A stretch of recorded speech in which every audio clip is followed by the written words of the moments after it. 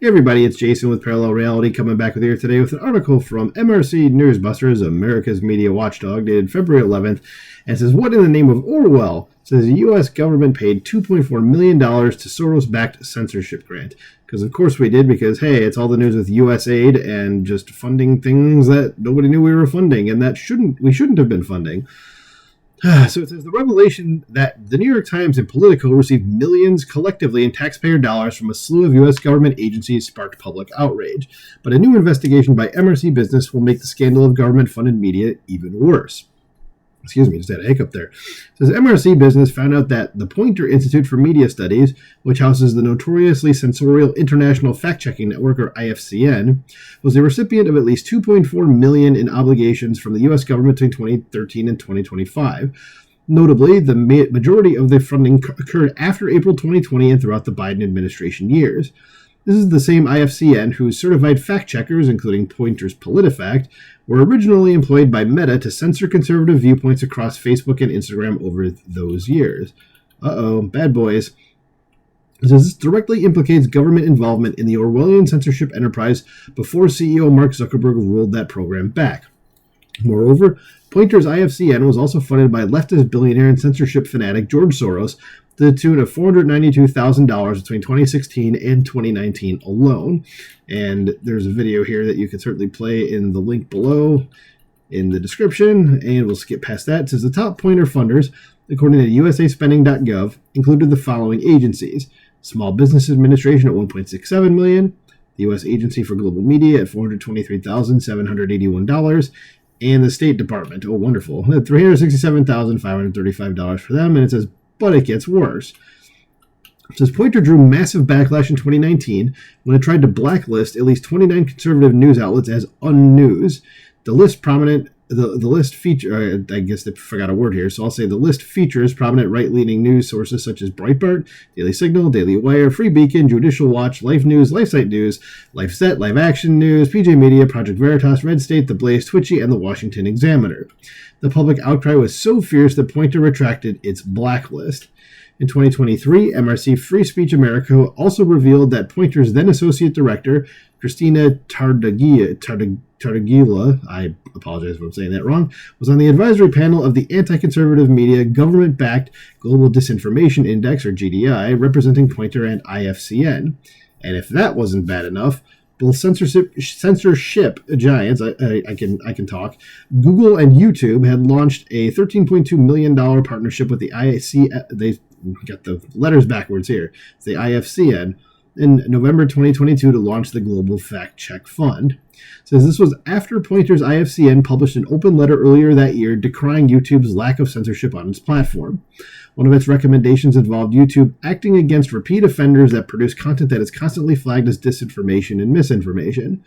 They demanded YouTube give them money, entering into a meaningful and structured collaboration, taking the responsibility and systematically investing in independent fact-checking efforts around the world. Yeah, and remember, it's fact-checking should be in scare quotes. It's not really fact-checking if every single fact-check you're doing only goes in one direction.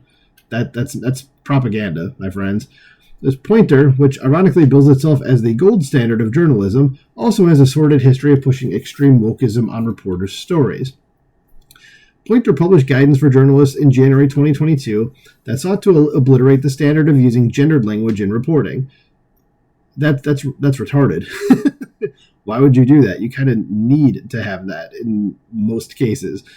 Anyway, it says in an article tagged under Ethics and Trust with the headline, Why Using Gender Non-Specific Language in Reporting Extends Beyond the Page, author Liana DeMasi railed at how not dismantling the norm of gendered language in reporting on topics like paid family leave is to work to perpetuate the safeguard discrimination.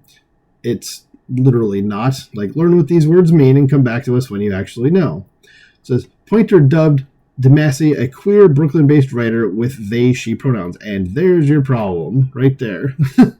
As DeMasi took aim at NBC's Today Show for daring to publish a November 2021 article on MSNBC anchor Katie Tur's motherhood. I mean, I'm no fan of Katie Tur, but, like, what's the problem here? It says the article used gendered language to talk about paid parental leave. It says Tur, a straight cis woman, calls herself a mother, mom, and parent, referencing her husband several times, DeMasi complained. You know, things that are all objectively true. in that case, and stop calling her cis. You don't need a special word to denote 96% of the human population. Okay, so you don't need to use that. So, but Katie Tur is factually a mother, a mom, and a parent, and talking about her husband. That's fine. There's nothing wrong with that. Again, not a fan of hers, but there's literally, this is a non-issue. So it says Tur's Tur's usage of moms implies that a birth giver, which are always women, because that's how biology works, must always be a mother, which is factually correct.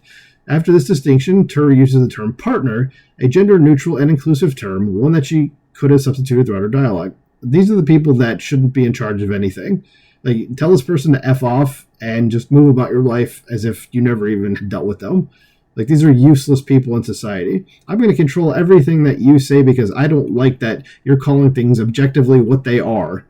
Just F all the way off. Anyway, it says Damasi pushed in her rebuke of Tur that normalizing leftist gender-neutral language in reporting could eventually lead directly influencing the lawmaking process.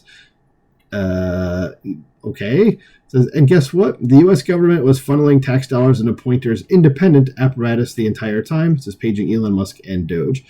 Yeah, this just pisses me off. As an English major and someone who is a bit of a grammar Nazi, as you will, like, and just someone who tends to think, I would like to assume I think pretty logically, just everything she's complaining about here is like, this is an absolute, complete, and total literal non-issue in every way that it could possibly be described.